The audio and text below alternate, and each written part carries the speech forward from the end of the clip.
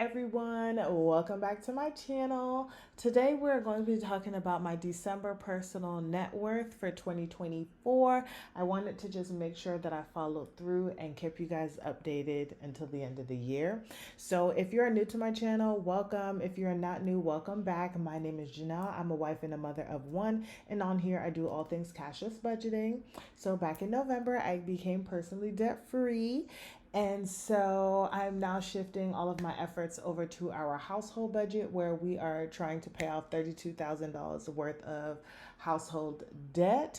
So join me on that ride, you guys. This year I paid off like $17,000 worth of debt. So proud of myself, and it feels so good to not have any personal debt that I need to worry about. I do want to make the statement that I do have like one debt, but it's not interest bearing. It was for my tooth, and I'm just paying that monthly until it gets paid off. But other than that, like, I am in no legal obligation for anything in my personal life. So as you guys can see here, I started tracking my numbers back in June of 2024, and just watching my net worth go from negative all the way until the positive. And so this template is from Think Like a Girl Boss. I think that's her name. But I have so many different like spreadsheets from her, and I love them, love them, love them. So if you're interested in this, definitely go and check out her Etsy shop. So I have this set up with our assets and our liabilities. My assets is cash, savings, retirement, brokerage, credit card rewards, and other. And then liabilities, when I had them, were credit cards and loans. And these are just like the overall amounts. This gets populated by the information that I put in below. So we are going to go down to my actual assets, and this is how they are broken down. So we're going to go over here because I'm doing this on 12/28. Um, and so first we're going to start off with what cash I have on hand. And I'm just looking at my notes because I wrote it in my like binder, my book. So for my SoFi account, I have $0 in there. That's my regular spending account that I use for gas, hair, nails, all of that stuff. And then my Wells Fargo account is like my operating account. That's where my money goes into. I pay my bills and transfer money and just do all of the things. And for that, we have 208.28. That's in there. So for cash on hand, I have $208.28.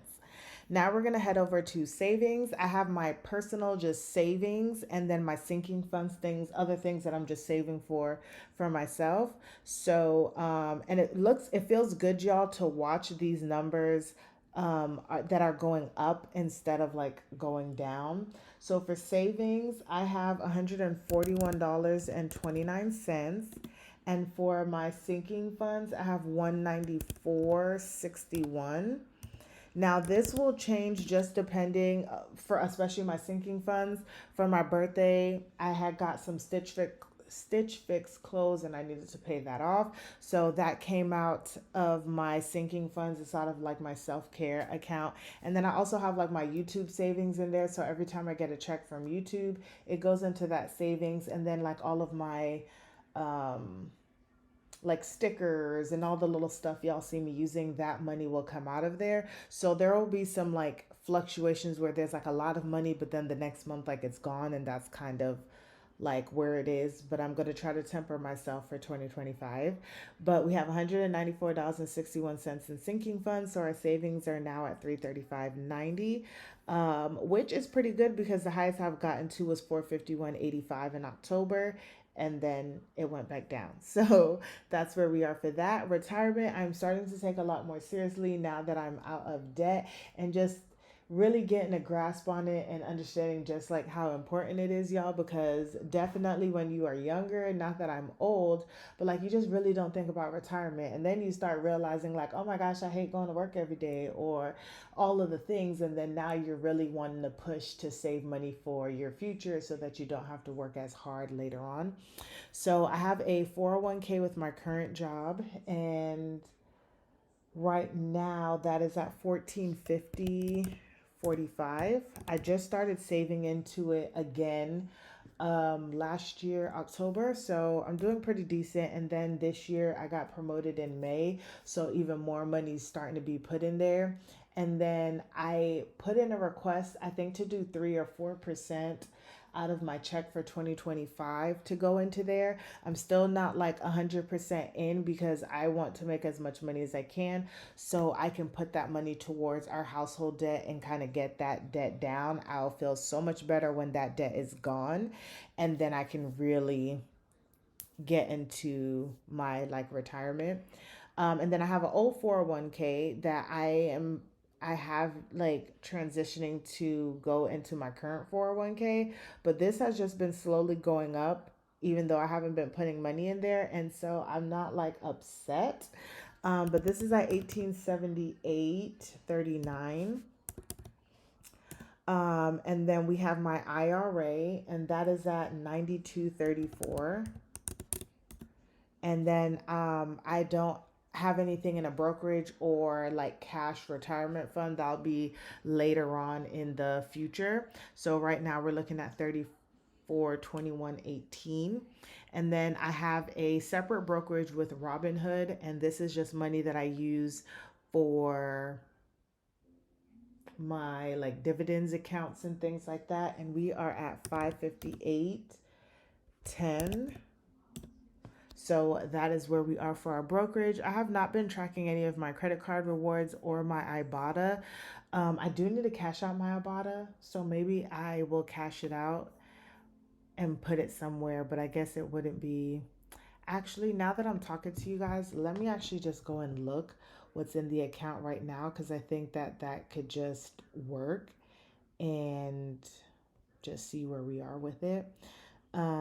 Sometimes I'm like really on it, and then other times I'm like, I can't be bothered. So right now I have $30.19, which this would be actual cash because I'd be just putting it into a checking account. So this is what I have, y'all.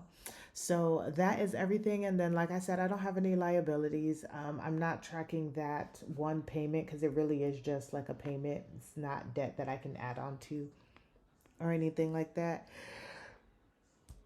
Whew. Excuse me, y'all. So now we are going to go back up to the top and let's look at this, y'all. So my variation from last month to this month has just been $125.46. I'm not going to lie, it's the Christmas time. We've been doing some spending. And then in my like investment accounts, took a little loss, especially in Robinhood. So, ending off the year, my personal net worth is $4,523.46. And let me tell y'all, I am happy to just be in the positive. Okay, even if it was positive a dollar, that means that I'm not negative, and that's always a good thing. And I can just continue to build from this.